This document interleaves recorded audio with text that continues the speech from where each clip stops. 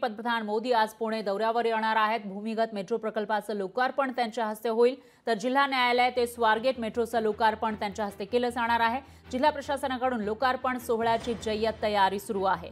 मात्र आज मध्यरात्रीपासून या ठिकाणी पाऊस पडत असल्याचं पाहायला मिळालं होतं, त्यामुळे आता स्थिती नेमकी काय असेल तेही बघावं लागणार आहे। त्याचा परिणाम मोदींच्या या दौऱ्यावर काही होतो का तेही बघावं लागेल। पण आज मेट्रोचं लोकार्पण आहे।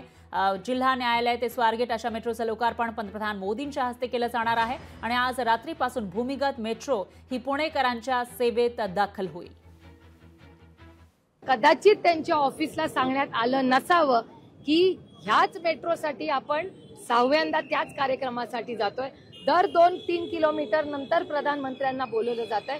कदाचित त्यांच्या ऑफिसला सांगितलं गेलं नसावं, कारण का माझा विश्वास आहे की माननीय आदरणीय प्रधानमंत्र्यांना खूप कामाचा व्याप असतो आणि या देशात खूप मोठी आव्हानं आहेत। त्याच्यामुळे एकाच मेट्रो लाईनचं 6व्यांदा होतंय हे कदाचित त्यांना माहिती नसावं असं याची बद्दल माझी मला खात्री। लोकशाही मराठी ऐका, पहा, जागरूक रहा।